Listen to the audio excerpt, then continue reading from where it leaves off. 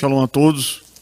Hoje nós vamos fazer a segunda e última parte do Acharit Yamin, os últimos dias. Como eu disse para vocês, se fôssemos falar detalhadamente do Acharit Yamin, teríamos que passar uma longa lista de estudo, então eu resumi, esse estudo. Quem veio na primeira palestra sobre os últimos dias, compreendeu que os últimos dias nada tem a ver com o fim dos tempos. É um período estabelecido por El Shaddai que vai de Nabucodonosor, do reino babilônico, até a volta do Messias com a destruição do Império da Besta. Quem não veio nesse estudo tem gravado, então não deixe de assistir a primeira palestra para entender a segunda. Porque hoje nós não vamos mexer com essa parte de quando ele começou, quando vai terminar, as principais profecias ocorrendo dentro de cada reino, que tudo isso foi tratado na primeira palestra. Hoje nós vamos tratar de 3 pontos dentro do Acharit Yamin, que são os aspectos psicoemocionais, os aspectos sociais e principalmente os aspectos espirituais. Então, as perguntas que nós vamos responder é justamente essas. Como isso afeta os últimos dias que estamos vivendo desde o Império Babilônico, passando pelos medo-persas, gregos, romanos, e também continuará dentro do Império da Besta e só se concretizará com a volta do Messias para estabelecer o seu reino, A pedra que é cortada sem auxílio de mão bate ao pé da estátua e destrói, e essa mesma pedra, que é o Messias, se torna o reino. Como afeta a parte psicoemocional das pessoas? Como afeta a vida social das pessoas? E como afeta a vida espiritual?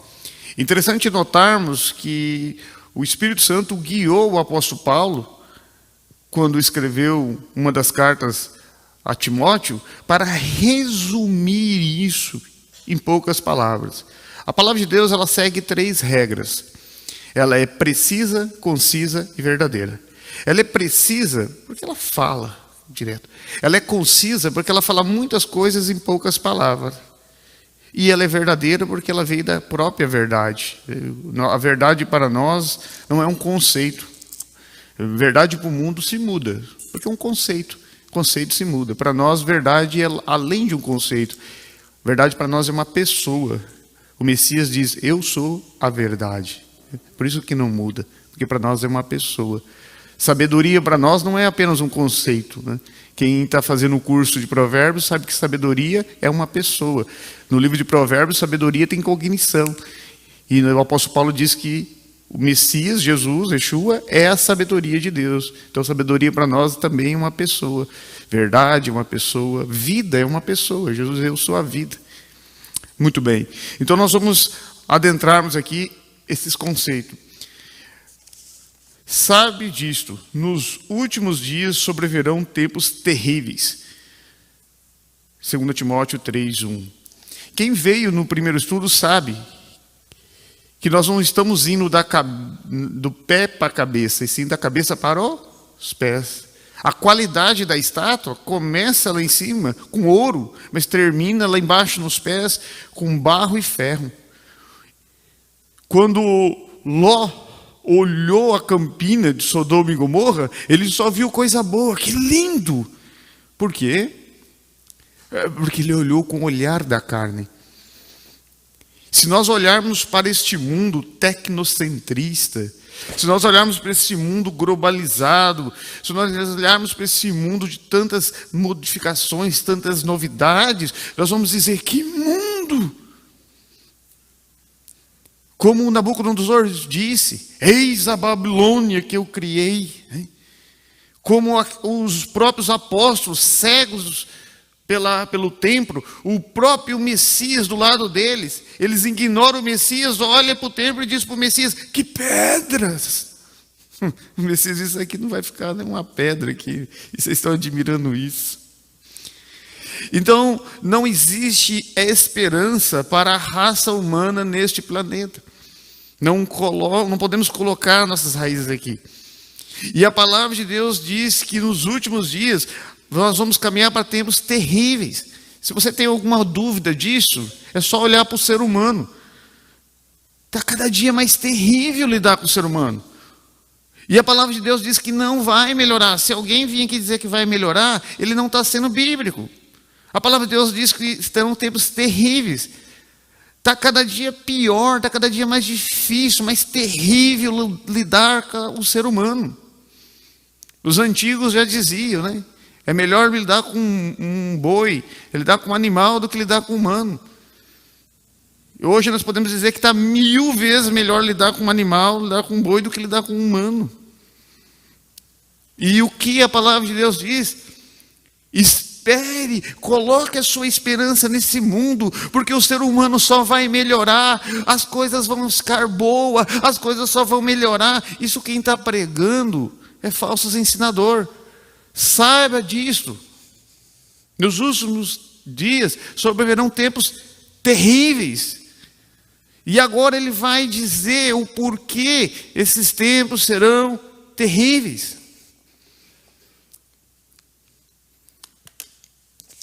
Ele diz para nós o porquê desse tempo ser terrível. Os homens serão egoístas, avarentos, presunçosos, arrogantes, blasfemos,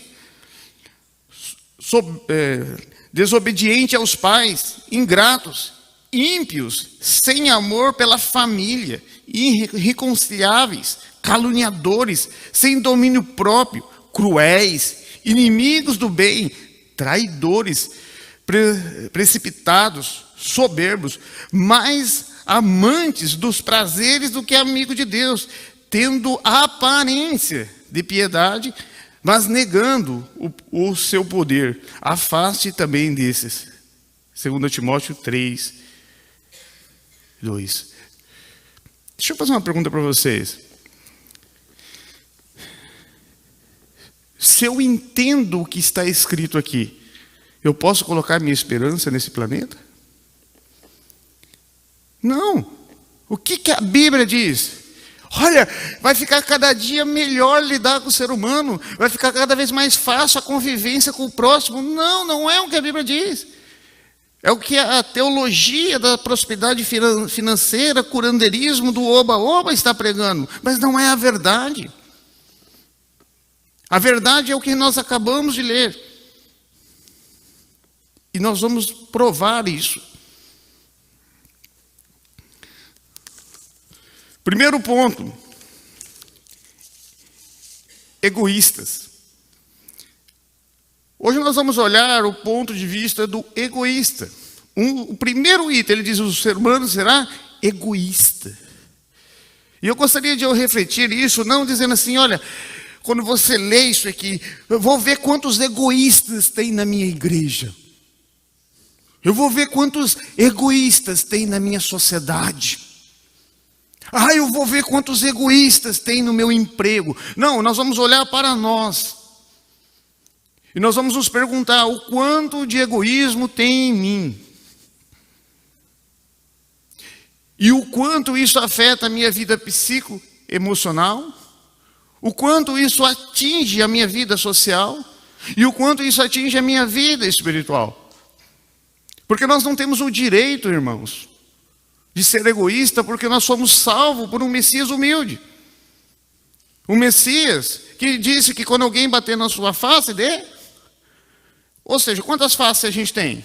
2. Aí depois da segunda você pode descer o braço. Ele se bater numa face, dê. Depois da segunda, o que você faz? Já cumpriu o mandamento. É 2 faces só. É isso mesmo. É interpretar o texto como ele é. O senhor falou, bateu numa face, só tem 2, da terceira para frente, desce o braço. Mas o que nós temos que ter em mente, gente, é isso. Olha o que a palavra de Deus nos diz. Nada faça por obrigação e ambição egoísta. Nada faça por ambição egoísta. O que eu posso fazer por ambição egoísta? Nada. Nada eu devo fazer por ambição egoísta. Então a pergunta que eu gostaria que a gente respondesse é: será que eu sou egoísta? Em que área? Não é perguntar assim, será que aquele irmão é egoísta ou será que esse aqui é egoísta? A pergunta é, em que área da minha vida eu estou sendo egoísta? Qual que é Qual é a área da minha vida que eu estou sendo egoísta? Será que eu não tenho nenhuma área da minha vida que eu estou sendo egoísta? Que eu estou querendo só para mim? Que eu estou querendo ver só o meu lado? Porque como é fácil, né, a gente interpretar a coisa favorável a nós, né? É sempre muito fácil a gente ver o nosso lado, não é verdade? A mulher pediu para você lavar a louça, você não lavou, né? Ela não viu que você precisava assistir Netflix.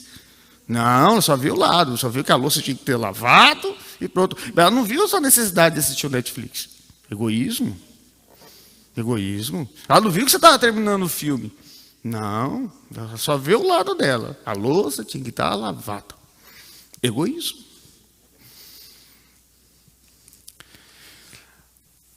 Avarentos. Quando a gente lê isso, gente, é para a gente refletir para nós. O que Deus falou para Noé? Passe o betume, se bem que a palavra hebraica ali não é betume, é uma planta que eles amassavam e passavam, não vou adentrar essa área agora, mas passe por fora e depois por dentro, ele diz passa por dentro e depois por fora. Ele diz, fariseus hipócritas, né? Lave a primeira parte de dentro do copo, depois de fora. Então nós não vamos perguntar assim, será que tem alguém na minha família, na minha igreja avarento? Não, nós vamos nos perguntar o seguinte, quanto de avareza há em mim? E o quanto isso afeta a minha vida psico-emocional? O quanto isso afeta a minha vida social? O quanto isso afeta a minha vida espiritual? Porque a avareza é idolatria, gente. A avareza é uma das principais formas de idolatria. Tem gente que pensa que idolatria é só aquela pessoa que pega uma imagem e fica lá acendendo vela no pé dela e está achando que aquela imagem representa um santo que está no céu, que quando ela ora, esse santo leva a oração para Deus, tendo um outro intermediador a não ser Cristo, uma vez que a palavra de Deus diz que há um só mediador entre Deus e nós, Jesus. Isso é idolatria. Mas essa daí não é a única forma. A avareza é a idolatria. O amor ao dinheiro. E olha o que está escrito. Assim, faça morrer tudo o que pertence à natureza terrena, ou natureza adâmica, do nosso pai comum Adão, em vocês. Imoralidade sexual, impureza, paixões, desejos maus e avareza, que é idolatria. Paulo disse isso, Colossenses 3:5. A avareza que é idolatria.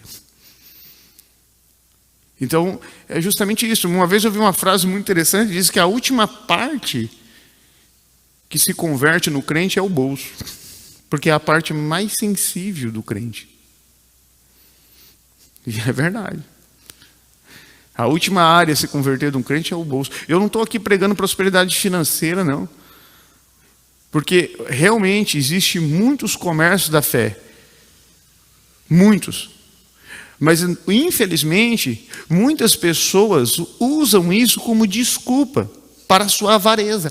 Eu não vou contribuir com uma oferta na igreja porque tem muito comércio da fé. Eu não vou devolver meu dízimo porque tem muito comércio da fé. Nós vamos usar isso como desculpa? Se você acha que a tua igreja é um comércio da fé, vai procurar outra. Essa é a verdade. Agora, se você entende que isso aqui é uma igreja séria, correta, que prega a palavra de Elohim, então você tem o dever de contribuir economicamente, você tem um dever de devolver seu dízimo perante Deus. Então, a última parte a se converter realmente no crente é o bolso. E como é fácil a gente exercer a avareza. Então, a pergunta que eu gostaria que a gente respondesse, né, dentro desse contexto, o quanto de avareza há em mim? Em que área ainda eu continuo avarento? Porque normalmente é isso. A gente não percebe que a gente tem muitas áreas na nossa vida E que a avareza vai atingindo as nossas áreas. Se a gente não abrir o olho, quando a gente vê, sem perceber, estamos amando o dinheiro. Ou dando uma oferta com peso no coração. Será que não vai fazer falta para mim? Será que não ajuda? Pessoa que entrega o dízimo com dor no coração. Pensando. Eu já vi pessoas que é assim, esse mês eu não vou entregar o dízimo não, porque eu estou muito apurado. O mês que vem você vai estar um pouco pior. Eu tenho pessoas que é assim. Presunçosos. O que é uma pessoa presunçosa? Em regra, uma pessoa que se presume melhor do que o outro. Ele está sempre presumindo que ele é o melhor. E como é difícil o aspecto psicoemocional, você trabalhar do lado de uma pessoa presunçosa. O aspecto social. Hoje nas empresas nós vemos isso. Você às vezes prefere contratar um funcionário, um colaborador, que ele não é tão técnico, ele não tem tanta habilidade técnica, mas ele tem um bom convívio social, ele não vai destruturar a equipe. Eu que trabalho na área de gerenciamento hospitalar, a gente já viu muitas vezes a gente disponibilizar para o mercado de trabalho, a gente não fala que está demitindo, estamos disponibilizando para o mercado de trabalho, bons profissionais tecnicamente, mas que não tinham capacidade de se adaptar à equipe multidisciplinar, tirava a equipe da engrenagem. E mesmo com habilidade técnica, a sua presunção de se achar melhor do que os outros, de achar que o mundo gira em torno dele. Tem pessoa que é assim. E isso atrapalhou a sua vida social. E como a presunção atrapalha a nossa vida social, né? E principalmente a nossa vida espiritual. Porque nós não podemos ser presunçosos. E aí vem a pergunta: quanto de presunção existe no meu caráter, né? E em que área da minha vida eu tenho sido presunçoso? Em que área da minha vida eu tenho deixado a presunção tomar conta? Arrogante. Gente, nós estamos vivendo numa sociedade artificial onde o egocentrismo tem sido alimentado desde a infância. O filho tem que tirar a melhor nota, tem que ser o mais bonito, tem que ser o mais inteligente. O filho não pode, é o rei.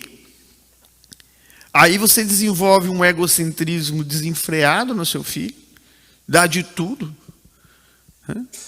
Hoje, o que muitos pais têm ensinado para filho? Ele pega um cartão de crédito, coloca lá na parede do banco, tira, cata o dinheiro e compra coisa para o filho. O que o filho grava? Dinheiro você ganha assim, pega um cartão de crédito, coloca lá, tira, o dinheiro vem. Você está criando um monstro. O que nós fazíamos antigamente? Você plantava um alqueiro de batata, você sabia que você tinha que colher aquele alqueiro de batata, vender aquilo e tirar o seu lucro. Eu fui criado numa família judaica que era assim, né? Judia que era assim, né? Você falava, vô, dá 10 reais. Ele falava, quanto? 4? Toma 2 e dá 1 para sua irmã. Para não pedir. Não, mas é verdade. É verdade. O meu pai, ele é assim, se a soja sobe de preço, eu falo para ele, ei pai, esse ano a soja subiu de preço, hein? Ele mesmo, meu filho, os defensivos estavam tão caros, com escoamento, desconto de umidade e tudo mais.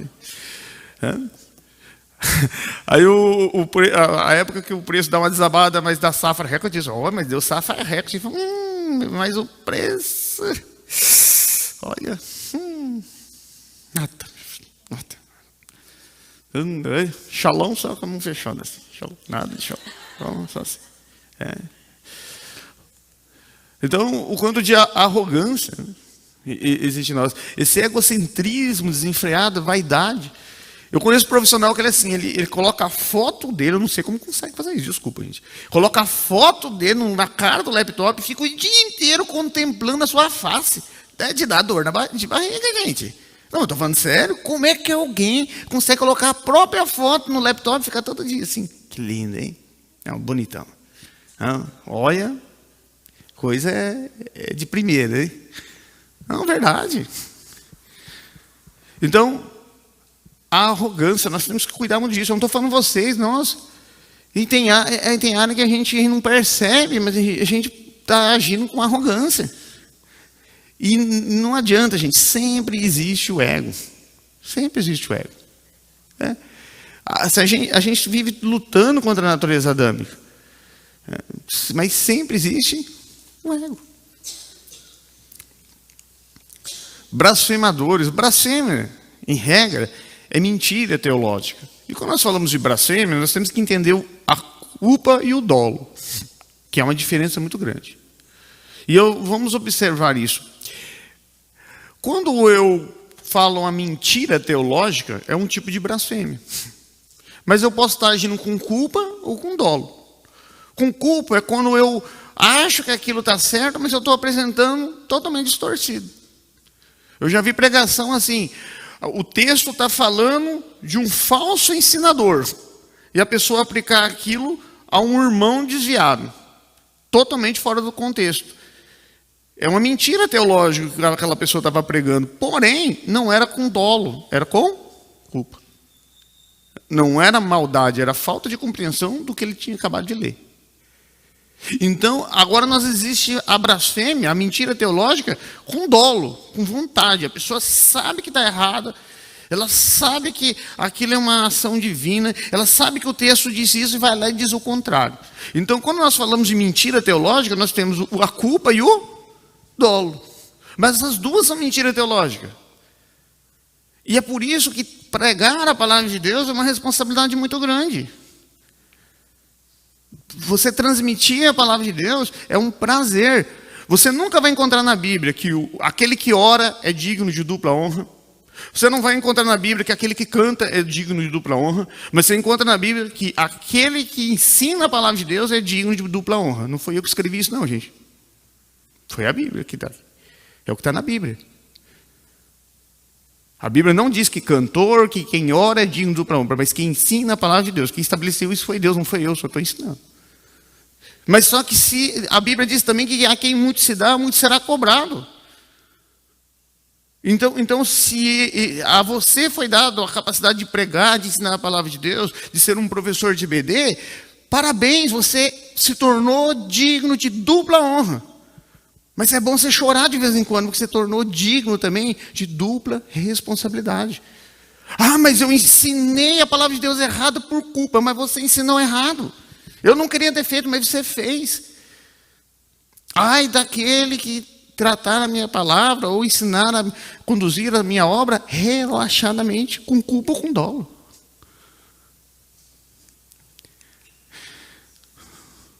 Então a pergunta é, eu tenho colocado mentira teológica na minha boca, seja por culpa ou por dolo? E é sério, gente, porque aqui também tem ligado o ego. Falo isso em amor. Uma vez acabou uma pregação de um pastor, e eu chamei ele com muita humildade no canto, falei, irmão, pastor, olha, eu quero mostrar para você que esse texto é só para você não ensinar dessa forma mais uma vez. Olha só isso aqui. E mostrei para ele. Ai do céu, quando eu cheguei, depois de um mês, eu lembrei de um texto bíblico muito importante. A Bíblia diz, ensina o sábio e ele se tornará mais sábio. Ensina o tolo e ele se tornará seu inimigo. O homem se tornou meu inimigo. Então nós temos que tomar cuidado com isso. Dependendo, se você vê que a pessoa é tola, não ensina. Deixa que ele se acerte com o El Shaddai lá em cima. Lá. Toco, como diz certa sábia, né, que eu já vi de uma das minhas alunas, toco o cortejo. Deixa o cortejo tocar. Desobediente aos pais. E aqui nós temos um ponto a ser tratado. Nós temos 2 pais. Quantos pais nós temos? Se você é uma pessoa convertida, veja bem, se você não é uma pessoa convertida, você só tem um pai. Por quê? Porque se você não é uma pessoa convertida, você não é um filho de Deus, você é uma criatura de Deus. Para todo aquele que nele crê, deu-lhe o poder de serem feitos filho de Deus. Então, se você não é uma pessoa convertida, você só tem um pai. Mas se você é uma pessoa convertida, você tem 2 pais. físico e outro espiritual. E a Bíblia nos fala a respeito de que como a forma que nós tratamos nosso pai físico, ela tem que resplandecer, ela tem que é uma forma de demonstrar como nós tratamos nosso pai espiritual. Você pode ter certeza, uma pessoa que não honra pai e mãe, uma pessoa que desrespeita o seu pai e sua mãe, ela não respeita a Deus, porque já está desrespeitando um dos mandamentos. O primeiro mandamento com promessa: honra pai e mãe, que eu te prolongo seus dias na terra. Então nós temos que ter isso na consciência. Se a gente quer viver muito, chegar naquela idade maravilhosa, onde a gente pode usar aquele andador cromado, aquela fralda geriátrica boa, aquela pomada de assadura de marca, nós temos que honrar pai e mãe. Não é? Aquela fase maravilhosa.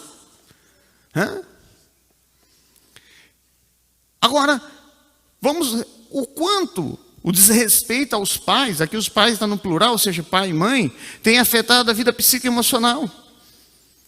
Pais que às vezes não educam o filho porque foi dominado pelo filho.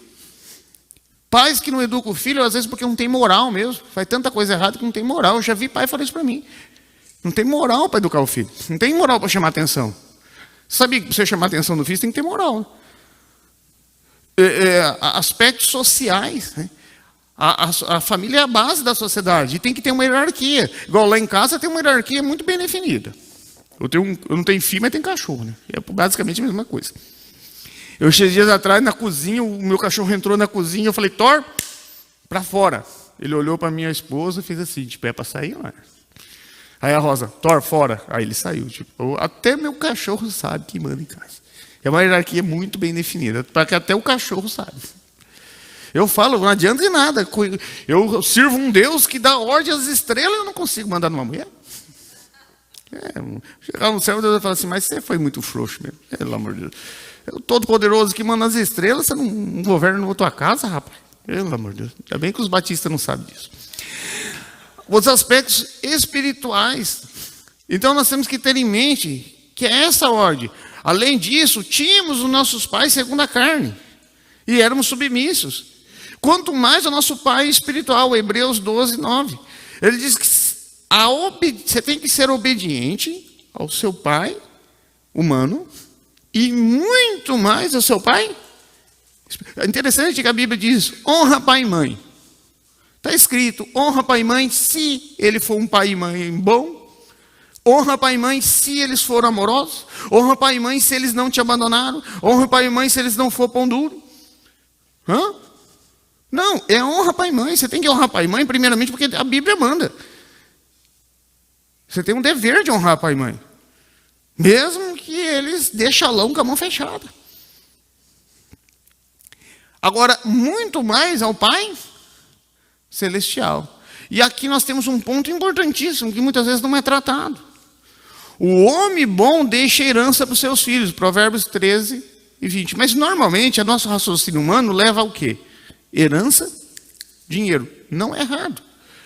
A Bíblia diz que o homem bom deixa herança para os seus filhos.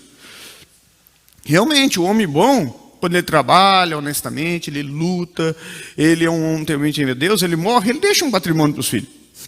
Pega um homem que só leva a vida desgovernada, acabada, quando ele morre, coitado dos filhos, tem que ir lá comprar o caixão, lá para parcelar o caixão em 10 vezes. Mas nós temos que pensar na outra herança, a maior de todas as heranças.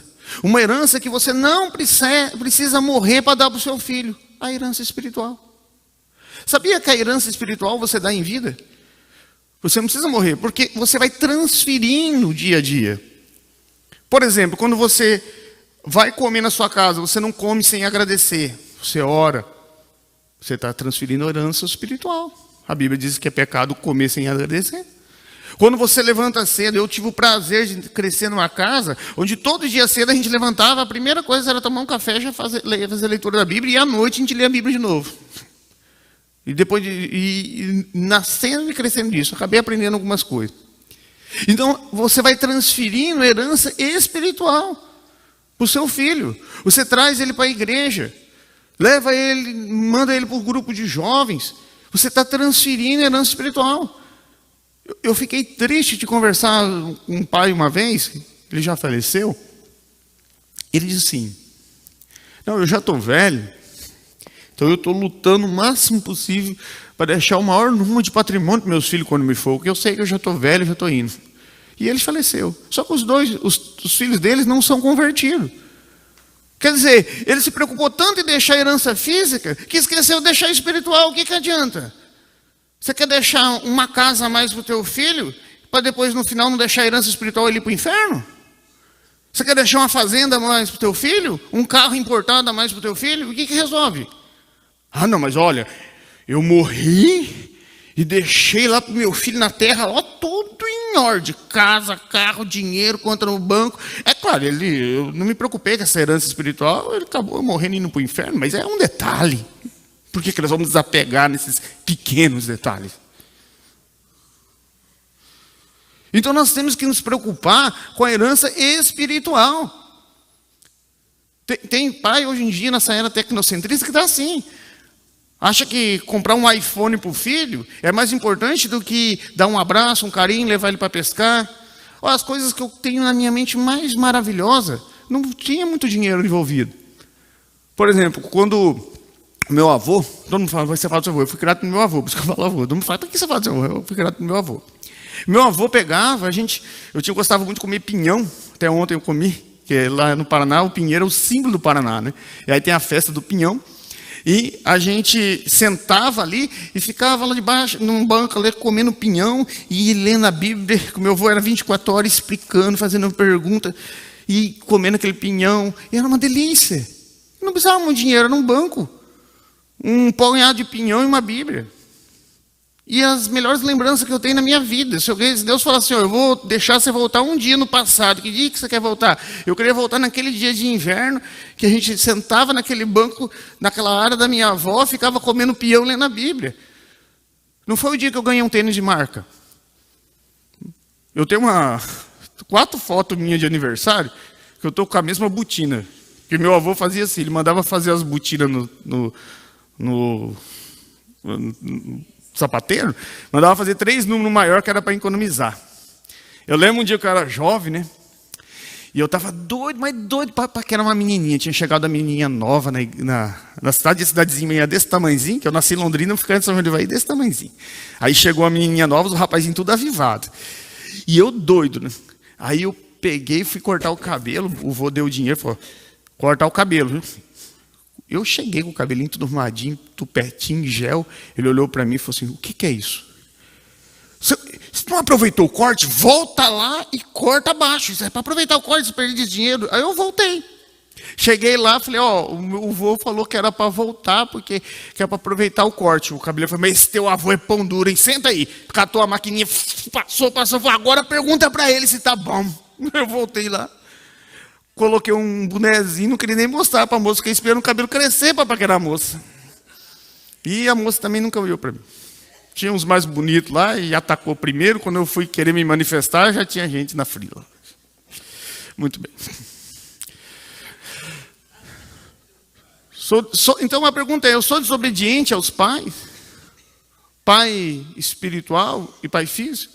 E os pais aí, vocês estão preocupados mais em transferir a herança espiritual ou física? Qual que é a preocupação? Tu deixar uma fazenda a mais?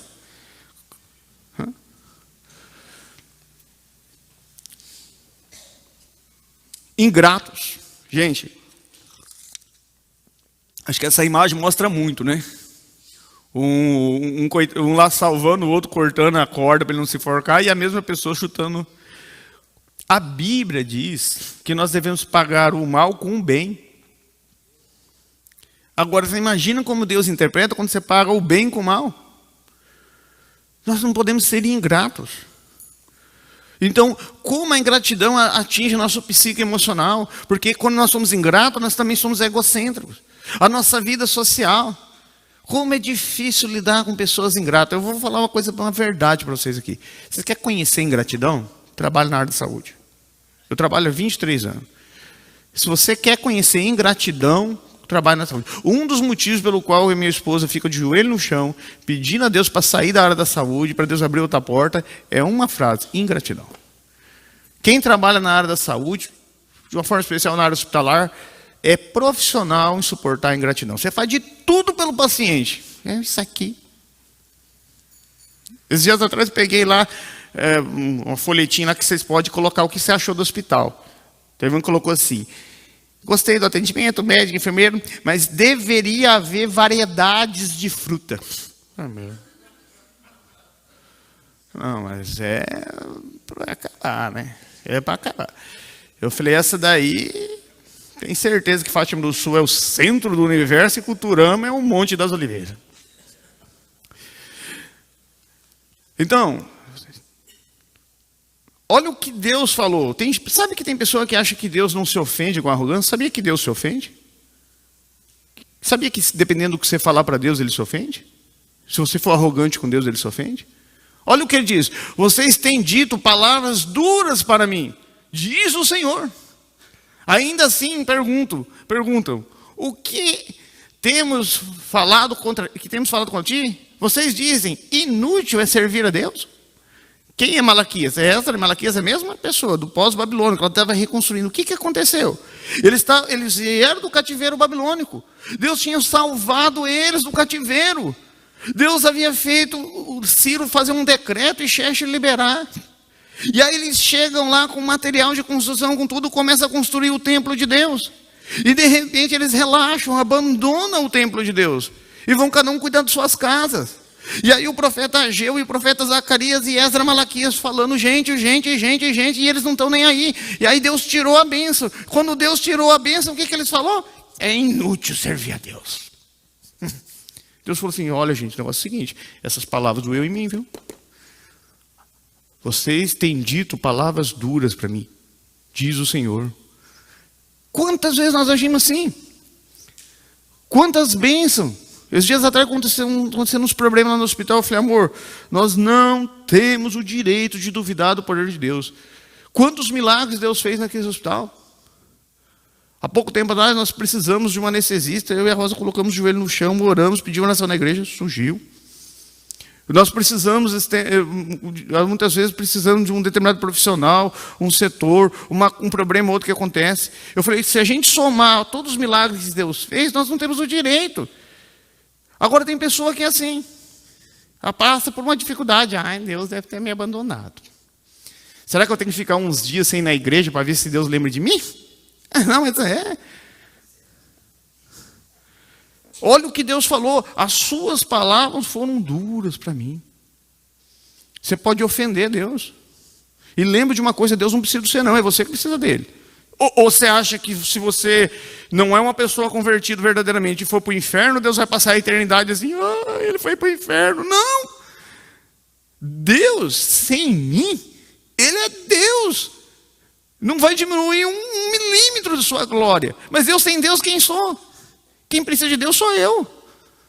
Eu vou abandonar a obra de Deus. Causaste boa impressão.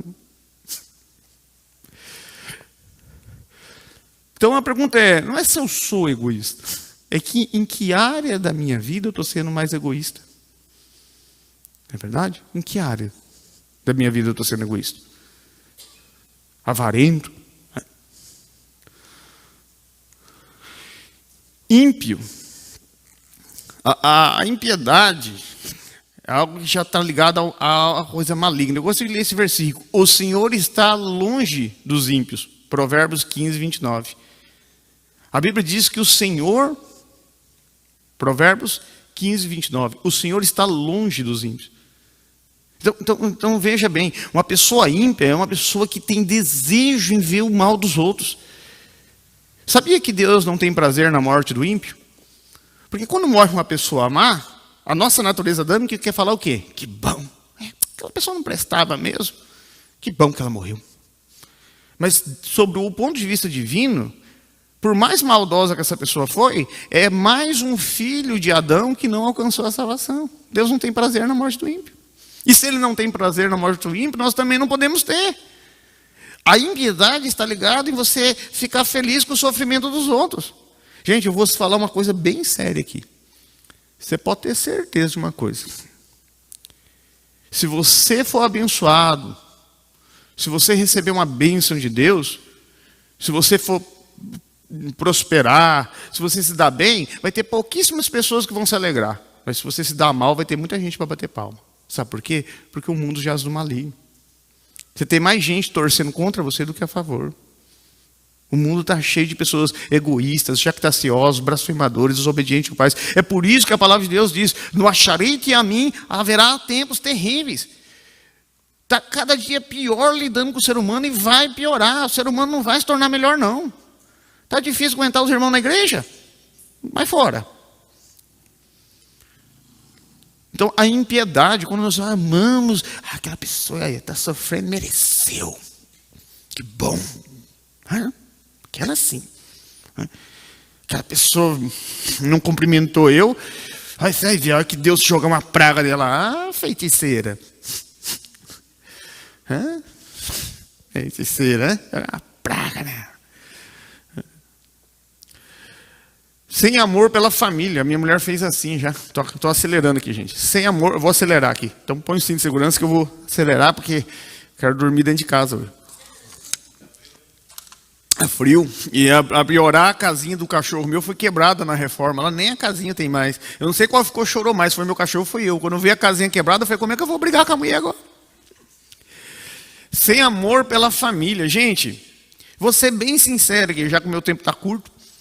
Quantas pessoas têm trocado a família por coisas sem valor? Trocado por prostituição, sodomismo, jogado fora. Aí é filho que vai para lá, mulher para cá, filho desenvolve bipolaridade, é criado na casa de avô, tio, primo, tudo jogado, daquele jeito. E aí o cara já casa com outro, vira aquela bagunça. Não tem amor pela família. Não se sacrifica mais pela família. O divórcio era uma coisa... Troca a esposa por qualquer aventura, qualquer prazer. Troca lá para um amante. Joga fora a esposa, o filho. Por uma aventura. Sai lá, né, faz uma festa noitada. Aí chega naquele barulho todo, 2 sanfonadas, acabou todos os pandangos. E no final jogou tudo fora. Eu estou falando abertamente disso. Porque é o que o texto nos diz. Pessoas que não têm mais amor pela família. Iam jogar, no acharia de mim, pessoas que iam jogar a família por qualquer coisa. Em troca de qualquer prazer passageiro. Será que está faltando isso no nosso mundo? Olha o que a palavra de Deus diz. Pois quem faz a vontade do Pai que está no céu, esse é o meu irmão, minha mãe e minha mãe. Aí nós temos que ver as duas famílias. Lembra que eu falei herança física e herança espiritual? Eu tenho minha família física, mas também sabia que a igreja é a nossa família. Porque quando chegou a mãe e os irmãos de Jesus, ele falou, tua mãe e teus irmãos estão lá fora. Ele disse, quem que é minha mãe, quem é meus irmãos? Qualquer um que fizer a vontade do meu pai é minha mãe, esse é o meu irmão, essa é a minha família. E é interessante para nós entendermos família, que nós temos que ir na parábola do fariseu, na parábola do bom samaritano. Como é que a gente sabe que aquilo ali é uma parábola? Como passou um levita, como é o nome do levita? Passou um sacerdote, como é o nome do sacerdote? Passou um samaritano, como é o nome do samaritano? O homem foi espancado, como é o nome do homem? Ele foi colocado na hospedaria e o dono da hospedaria recebeu dinheiro para ficar cuidando dele. Como é o nome do homem da hospedaria? Parábola não tem nome próprio. Mas é interessante que isso mostra muito a família do Messias.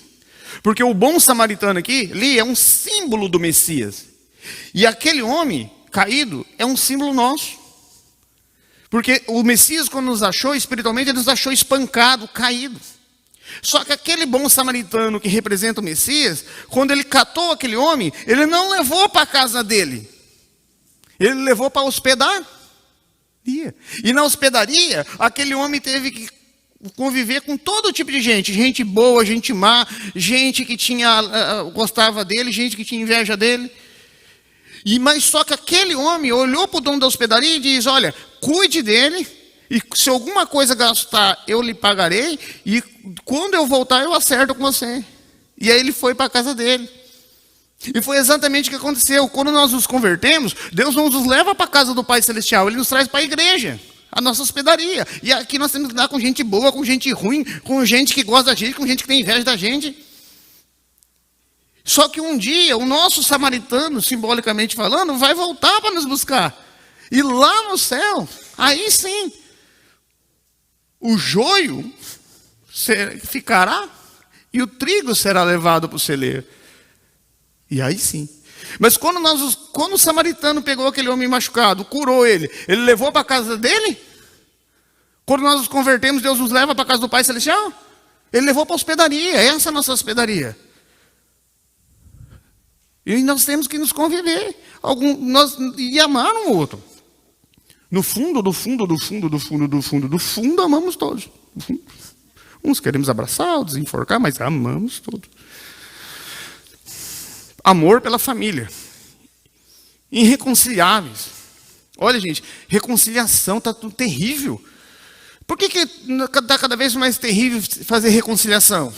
Porque todo mundo quer ter razão. Todo mundo quer ter razão. Você vai lá cortar uma carne lá, pingou 2 gotas de sangue no chão da cozinha. A mulher não entende que é muito complexo cortar uma carne. Não, sangue, eu acabei de limpar isso aqui, eu estou trabalhando com uma escrava. Não quer fazer reconciliação. Minha mulher está fazendo assim, eu vou acelerar. Irreconciliável. Caluniadores. É calúnia. Meu Deus do céu, você quer ver uma coisa rápida, uma notícia ruim ou mentira. Mas a boa... Eu vou acelerar aqui, que a mãe já falou que estourou todos os horários. Sem domínio próprio. Não tem domínio próprio. Verdade. Qualquer coisa é para dar piti. Cruéis. Pessoas maldosas. Vou pular aqui, que senão a minha mulher vai me bater. Inimigos do bem. Traidores. Precipitados. Soberbos. Olha lá. Soberbos. Mais amantes dos prazeres do que amigos de Deus. Gente, eu dou muita palestra para jovem. Jovem tem isso, né? Eu vou casar para fazer sexo. Eu falei, casa. Uma vez por mês você consegue. Não, tem jovem que acha que é assim. Casamento é uma carta branca para fazer sexo. Eu falei, gente, não é assim não. Depois de uns anos você chega em casa, olha e fala, eu vou encarar isso aí, eu vou assistir Netflix. Não é mais aquela coisa. Não adianta. O inimigo tem colocado isso na mente dos jovens, que sexo é aquela coisa, mas eu vou casar para fazer sexo. Tira o dia que você briga com a mulher, o dia que a mulher está brava, o dia que você não quer encarar, o dia que... vai tirar as contas, às vezes dá uma vez por mês. Vai fazendo as contas. Então nós temos pessoas dominadas, sodomizadas, com a mente sodomizada por aquilo. E as redes sociais estão bombardeando os outros. E não é só jovem, não, que tem de ver arada e ressuscitando em hormônio, não sei de onde. É progesterona, estrogênio, tudo explodir. Então, aqui é a consequência. Eu vou passar rápido, porque acabou meu tempo, mas eu gostaria de fazer uma pequena reflexão. Deus é sábio. Sabia que se você pegar toda essa colocação, dá 6 falhas, mais 6 falhas, mais 6 falhas. 6 dá o quê? 6. Quer dizer que é lá na tribulação que vai explodir. Quando você faz a conta, dá 6 falhas dividido por 6 e 6, dá 6. E o que é o 6? Não vou falar um mistério, é porque o número de Deus é 3. Deus é Pai, Filho e Espírito Santo. A água se manifesta sólida, líquida e gasoso. Nós vivemos passado, presente e futuro. A boa, perfeita e agradável vontade de Deus. Então, 666 é uma conexão à trindade satânica. Por quê? O dragão imita o pai. Ele é 6, ele está dizendo, eu sou superior ao pai. A primeira besta que emerge do mar, o anti-messias, imita o filho. Ele está dizendo, eu sou 6, eu sou superior ao filho. E a segunda besta que emerge da terra, que é a que faz os sinais, o grande falso profeta, imita o Espírito Santo. Ele diz, eu sou 6, eu sou superior ao Espírito Santo. Então, 6 está dizendo superior. É só isso. Não vou falar um mistério, não sei por quê. Muito bem. O povo todo não. Os batistas não. Mas enfim, é isso. A pedra irá destruir o pé da estátua.